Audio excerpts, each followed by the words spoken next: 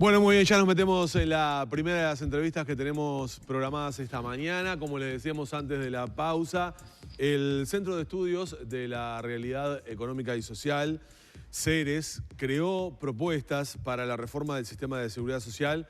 ¿De qué se tratan estas propuestas? Estamos ya ingresando justamente a nivel país en una discusión de hacia dónde tiene que ir el sistema provisional uruguayo, el sistema de la seguridad social. Bueno, vamos a conversarlo con el director ejecutivo de CERES, Ignacio Muncho, que muy amablemente nos acompaña esta mañana. Nacho, gracias por acompañarnos. Un gusto estar acá con ustedes. Bueno, creo que es la primera entrevista en tu nuevo rol como director ejecutivo de CERES. Sí, la verdad que hemos venido varias veces acá en el pasado, pero como director ejecutivo de CERES es la primera vez. También es importante tener claro que yo sigo siendo catedrático de la Universidad de Montevideo y del día mantengo mi faceta docente. Lo académico se mantiene. Se mantiene. Está bien. Bueno, antes de entrar en el tema de la reforma de la seguridad social en Uruguay, un pantallazo, una pincelada del Uruguay económico de hoy, porque el 13 de marzo nos desconfiguró por completo. Hemos tenido un impacto muy, pero muy grande desde el punto de vista económico, obviamente también a nivel social, producto de la pandemia y las repercusiones y el correlato que tuvo eso en la economía. ¿Estamos empezando a rebotar? Sí, nosotros presentamos hacia fines de julio el índice líder de CERES, que es un indicador que CERES calcula hace más de 25 años, todos los meses, y que mide, es el termómetro de la actividad económica en el país. Todos los meses se presenta, y el de junio, el último que presentamos, dio el primer signo positivo después de 8 caídas consecutivas. ¿Eso qué quiere decir? Bueno, que es una señal de que el piso del pozo se tocó y ahora empieza el repunte, que es muy empinado, ¿no? Eso es lo que hay que tener claro. Es probable que cuando salga a fin de mes el próximo índice líder actualizado, esperamos que pueda dar otro signo positivo, veremos, pero también, o sea, el rebote es muy lento. Hay que esperar que se cumpla esta famosa B corta, hay que ver. Todavía recién estamos empezando la puntita de abajo. ¿Va a ser una B corta? Es muy difícil saberlo porque hay factores sanitarios también, o sea que la velocidad de recuperación de la B depende mucho de la recuperación sanitaria y el aplanamiento de la segunda curva que tuvimos del COVID. Ahora, una cosa que hay que tener claro que es muy importante, o sea, que se cumpla la B corta quiere decir que la economía vuelve a los niveles de marzo, el 13 de marzo, cuando irrumpió el coronavirus en el Uruguay, y ya estaba en recesión el país ahí. La recesión en el Uruguay económica empezó en septiembre del año pasado. O sea, ya estábamos en recesión técnica. Sí, estábamos cayendo la actividad económica del país. Desde septiembre hasta marzo eran caídas de la actividad económica que venía estancada, y esto también hay que tenerlo presente, desde diciembre del 2014. La economía en Uruguay hace 5 años que no crecía, estaba prácticamente planchada. Empezó a caer en septiembre, se hundió con el coronavirus y ahora está empezando a rebotar, y hay que ver, dependiendo de muchos factores, si ese rebote se consolida y llega a cerrarse la B corta, y si sigue de largo como un tic de aprobado. Ahí está el gran desafío, porque para que siga de largo hay solo una receta, y no hay magia, es inversión. Hay que volver a ser atractivos para la inversión. Se habla mucho de la inversión extranjera, de argentinos, pero del resto del mundo. También necesitamos inversión local, pero para que haya inversión se necesita rentabilidad y productividad, y eso es el gran desafío que tenemos por delante. ¿Y vamos a volver a hacer lo mismo? Por ejemplo, cuando esa B corta se cumpla y empecemos con ese tic positivo, ¿vamos a ser aquel país, por ejemplo, del último trimestre de 2019? Es decir, con los mismos niveles de actividad, con los mismos niveles de empleo, por ejemplo. El empleo es una palabra fundamental. Ese es un tema crítico. ¿Se recuperarán los puestos de trabajo perdidos? Ese es un tema crítico y muy delicado. Yo creo que estamos ante una crisis de empleo. Lamentablemente, si la economía vuelve a los niveles de marzo, el empleo no va a volver. ¿No va a acompañar ese crecimiento? Y porque la realidad es que las empresas revisaron a fondo los números, los costos, la automatización se aceleró en este periodo, la gente se acostumbró a usar más tecnología, y la realidad es que cuando uno habla con empresarios de todos los sectores, como lo hemos hecho en estos meses, todos los sectores te dicen que lamentablemente, para el empleo se necesita entre un 20 y un 30% menos de personas para hacer lo mismo. Entonces eso es una ganancia técnica de productividad. O sea, hay más producción con menos personas, pero por la contracara es un mercado de trabajo que no se recupera, y que para que las personas que lamentablemente no pueden retomar su actividad laboral tienen que reinsertarse en actividades diferentes, y ahí es donde entran los programas de capacitación y reinserción laboral, que son fundamentales. Este mundo del futuro del trabajo lo venimos hablando nosotros en persona hace por lo menos 5 años. En el mundo es el tema, se aceleró mucho con la pandemia y hay que mirarlo de frente y encararlo. ¿Y cómo se puede encarar? No hay magia. Con capacitación, reinserción, y para eso hay que preparar permanentemente a las personas. Ahí hay agencias del gobierno que tienen que jugar un rol crítico y fundamental para que esto suceda. Dicho todo esto, entramos en el capítulo que nos convocaba esta mañana y por lo cual te invitamos, que es el tema reforma del sistema jubilatorio. Estamos ingresando ya en una discusión, en un análisis. Se ha creado, de hecho, una comisión para tales fines, que tiene un plazo, además, bastante breve para poder llegar a una conclusión. ¿Qué análisis hacen ustedes del sistema de seguridad social en Uruguay y los cambios que se deben procesar? Sí, lo primero, algunas aclaraciones previas. Sí. Este es un estudio que realiza Ceres con un gran equipo.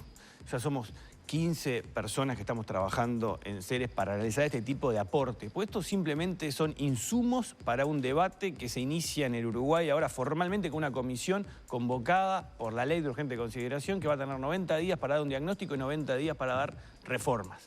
La reforma. En ese marco que nosotros ponemos sobre la mesa, información. ¿Por qué? Pues es un tema arduo muy difícil de entender. Eso es lo que hay que tener claro. Tiene muchas aristas, la gente lo ve como muy lejano, porque implica no solo la jubilación, sino todos los beneficios que está dando también el BPS, que a veces se mezclan con el aporte que hace el trabajador y cuánto va a jubilarse. Lo primero que hay que hacer en el sistema es simplificarlo, que sea más transparente, que la gente entienda cuánto está acumulando, cuánto está aportando mes a mes, y que no se sorprenda el día que se va a jubilar con un monto bastante menor a lo que pensaba. Eso es lo primero, o sea, que la gente tiene que ser el protagonista. Y para ser protagonista, los que estamos trabajando en estudios tenemos la responsabilidad y la obligación de explicar. Claro, pero digo, la gente en Uruguay empieza a pensar en jubilación y a comprender o a tratar de entender el sistema jubilatorio 1 o 2 antes de jubilarse. Sí, eso es inevitable, ¿no? Pero hay que generar una cultura que tiene que ir forjando a las generaciones actuales de activos, personas. Una cosa que es muy importante, esta reforma no va a afectar en nada a los jubilados actuales ni a las personas que están cerca de jubilarse. No se puede hacer una reforma jubilatoria afectando derechos adquiridos y con gente que ya no tiene tiempo para cambiar su comportamiento porque está a punto de jubilarse. Los jubilados ya están, no se va a tocar. Los que están cerca tampoco. ¿A quién va a afectar esta reforma? A nosotros, gente que es activa y todavía tiene un poco de tiempo para readaptar su comportamiento ante el nuevo sistema. Lo primero, entonces, todavía. Lo primero es transparentar el sistema. Hacerlo entendible. Hacerlo entendible y también hacer entendible la reforma, para quién es que está afectando. No va a tocar a los jubilados que han aportado durante toda su vida en un régimen y tienen que respetarse lo que han acumulado. Entonces, ese es el primer punto. El segundo, hay que tener claro cuál es el puntapié inicial de esto, que el sistema tal cual lo tenemos no es sostenible en el tiempo. O sea, ¿por qué? Porque el país ha procesado desde la última reforma, que fue en el año 96, cambios profundos de que las personas que son pasivas, los jubilados, viven cada vez más, 5 años más viven, en 25 años aumentó. Sí, de la estimación del 96 a la fecha. A 5 años la esperanza de vida aumentó. Viven 5 años más. Una persona que tiene 65 años de edad tiene una esperanza promedio de vida hasta los 85. O sea, tiene 20 años de vida promedio un uruguayo que llega a los 65 años de edad. ¿Eso qué implica? Y bueno, que los que están aportando tienen que poner mucho más porque las personas viven más y siguen cobrando su jubilación. Y los que aportan al mismo tiempo son cada vez menos. Porque el mercado de trabajo se ha hecho mucho más dinámico. Ya las personas no tienen, como antes, un trabajo que duraba toda su vida en el mismo lugar y aportaban regularmente a la misma caja o al BPS. Eso cambió, ahora es mucho más rápido, dinámico, se trabaja a veces con el exterior, a veces se trabaja con una plataforma digital. Y eso se profundizará en los próximos años, se profundizó ahora y seguirá esa tendencia. Por lo tanto, de los dos lados, es muy simple. Los que aportan cada vez menos y los que reciben como jubilación viven cada vez más y cobran más. El sistema no aguanta. ¿Hay una estimación hasta cuánto puede estar el sistema con este régimen si no se cambia? No hay una estimación exacta de, bueno, llegamos a tal año, esto estalla, no es así. Lo que hay claro es que estamos gastando por año 6.000 millones de dólares, 12,5 puntos del PBI en gasto en seguridad social, y eso se financia solo la mitad con aportes que hacen los trabajadores a la seguridad social. La otra mitad, ¿cómo se paga? Con rentas generales, con impuestos afectados como parte del IVA, para que se pueda financiar y se puedan pagar todos los meses las jubilaciones. Es así de simple, si no, no alcanza. La mitad es el déficit financiero que tiene el sistema jubilatorio previsional en el país. Por lo tanto, y aparte, como decíamos hoy, esto no es una reforma que va a entrar en vigencia mañana y no va a afectar las jubilaciones mañana. Por lo tanto, la urgencia viene en que hay que hacerlo hoy para que esto sea un efecto en 15 o 20 años. Eso quería preguntar. ¿Cuándo, una vez que se procesen los cambios y que los cambios efectivamente sean positivos, ¿cuándo se va a empezar a notar o a ver en eso que decir, por ejemplo, el aporte que hace Rentas Generales hoy? ¿Cuándo va a tener un impacto positivo sobre los números del país? Fíjense que todas las personas se están jubilando ahora y que van a tener por lo menos 20 años de jubilado, eso no se va a afectar. Por lo tanto, eso tenemos por lo menos 20, 25 años más que los jubilados que están a punto de jubilarse ahora o se van a jubilar en los próximos años, no van a ser afectados por la reforma y van a seguir cobrando su jubilación, y por lo tanto las rentas generales, el presupuesto público va a tener que hacerse cargo de eso con toda la responsabilidad del caso. Por lo tanto, es algo muy de largo plazo, y por eso es importante hacerlo ya, porque cuanto más se espera, más aumenta el déficit que hay que ir pagando a lo largo de todos estos años que se vienen por delante, ¿no? Preguntas bien concretas. ¿Hay que extender la edad, digamos, la posibilidad de que los trabajadores estén trabajando más años? Sí, creo que... Porque además plantea inequidades, ¿no? Si sos trabajador del sector público, podés tener una proyección. Si sos trabajador del sector privado, tenés todas las puertas cerradas para eventuales emprendimientos futuros. Exacto. Acá lo que hay que es integrar el sistema. ¿Para qué? Para que no haya equidades, para que todo el mundo tenga las reglas claras. Y no importa en dónde trabajó, si una persona trabajó en determinado sector, puede jubilarse en ese sector y trabajar en otros, pero en cambio si trabajó en otro sector de una industria o en comercio, no lo puede hacer. Las viejas cajas de industria y comercio. Por eso, entonces, es injusto en algún sentido que porque trabajó en determinado sector pueda seguir trabajando después que se jubiló en una determinada caja o en otra, y una persona que no lo hizo en esa caja no lo puede hacer. Acá lo que hay que converger en la reforma es a una edad jubilatoria mayor, pero tal vez voluntaria, que la gente pueda seguir trabajando y parcialmente jubilarse. Tiene que la reforma incluir la posibilidad formal y legal de que las personas tengan una jubilación parcial en cualquiera de los sistemas y sigan complementando el retiro con trabajo a lo largo del tiempo que crean que es necesario y que se sientan con ganas, porque en el fondo no hay que obligar a la persona a jubilarse cuando tiene ganas de seguir trabajando. Eso es lo primero, ¿no? O sea, hay que generar las condiciones para que la gente elija si quiere seguir y que pueda compensar sus ingresos si necesita seguir trabajando, y hacerlo de forma correcta y formal, ¿no? Tema aportes. Hoy se tiene un régimen de aporte que, bueno, está obviamente con los porcentajes estipulados para el trabajador, para el sector empleador.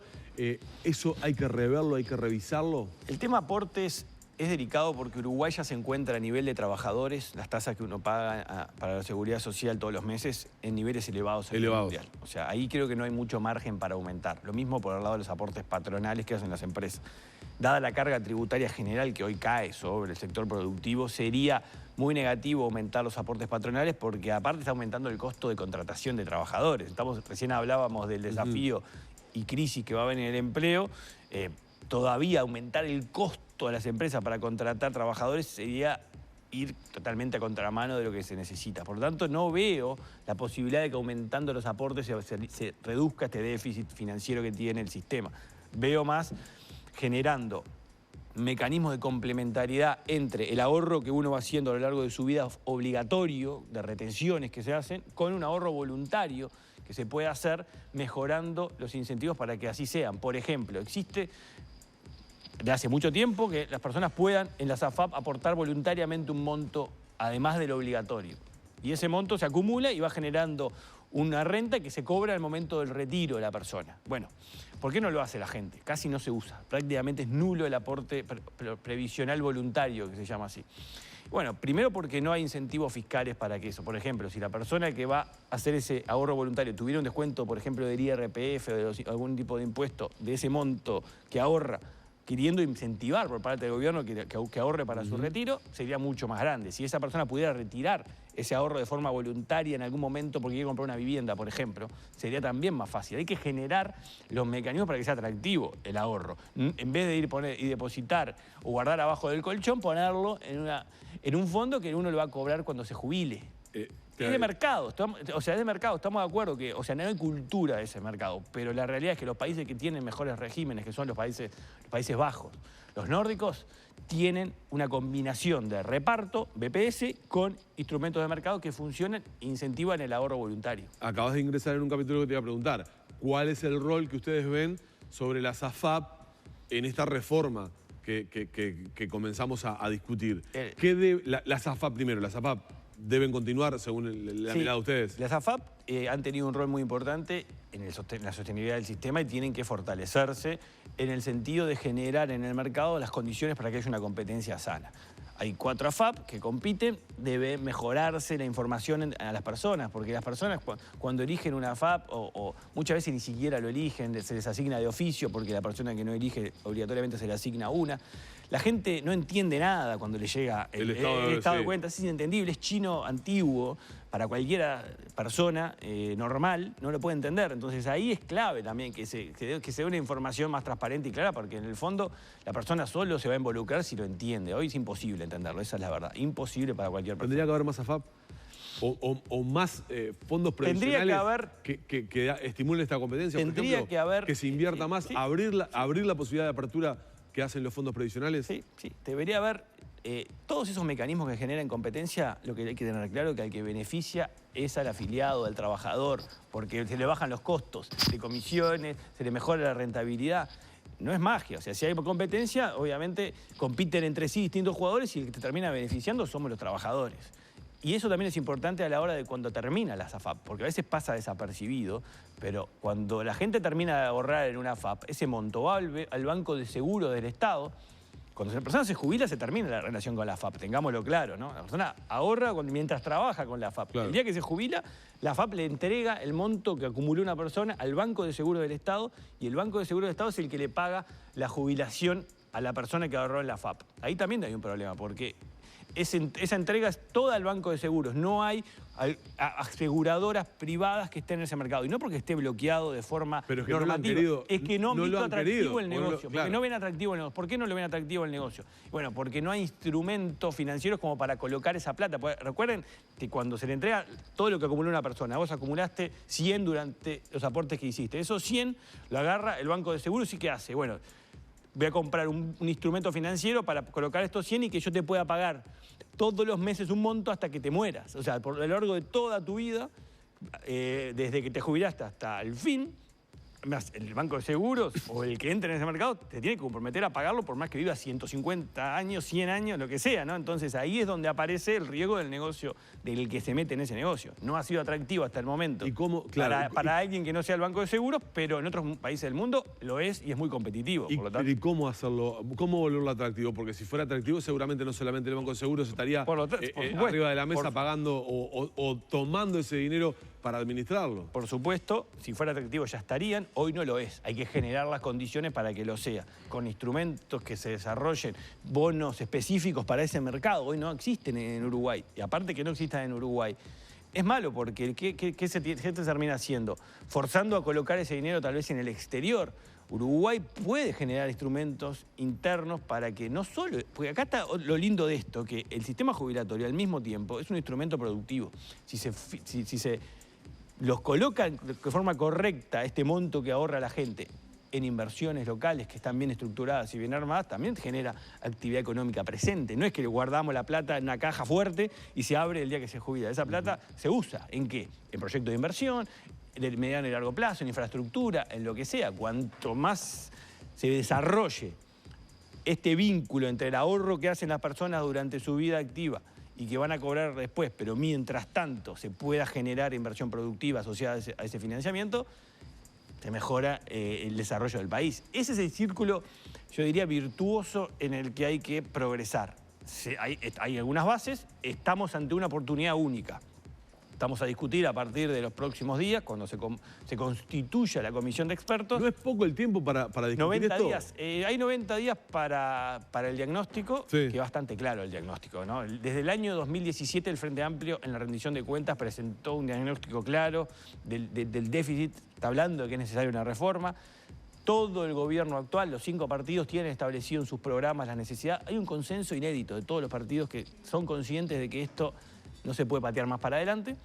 90 días a mí me parece razonable Está para el bien el diagnóstico, plazo. porque hay 90 más, son 180 días. 90 más para proponer. Para proponer, pero bueno, 90 días para decir lo que ya sabemos que pasa, y que es esto que acabamos de decir, porque no va a aparecer Bien. ni un sapo abajo de una piedra, no es esto lo que hay. Me parece más que suficiente 90 días para analizar estos números.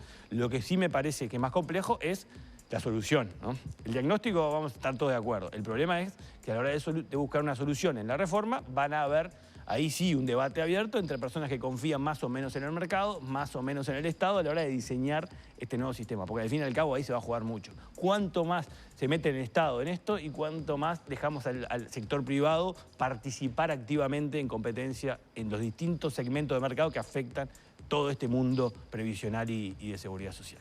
Este es el primer capítulo, por decirlo de alguna manera, que hace Ceres y que entrega Ceres respecto al aporte a la actividad del país en cuanto a seguridad social.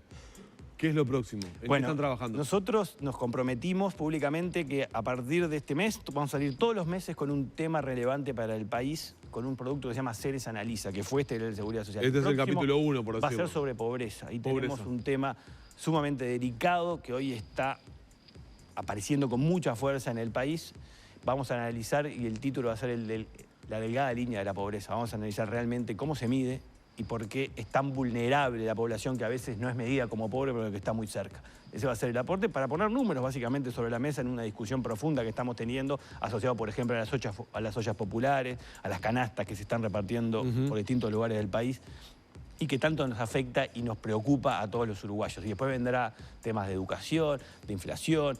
Los temas que a los uruguayos les preocupa, Ceres intentará en los próximos meses presentar información para contribuir a que el debate ciudadano suba de nivel, porque si uno le da instrumentos que sean accesibles para la gente y se entienda, ese es realmente el objetivo y el desafío, que se entienda, que la gente pueda participar y tenga material para discutir entendible para todo el mundo. Eso es nuestro desafío y nuestro compromiso. Vamos a tener motivos para invitarte otra vez entonces. Gracias, Ignacio. Un gusto. Cerramos por acá con Ignacio Muyo.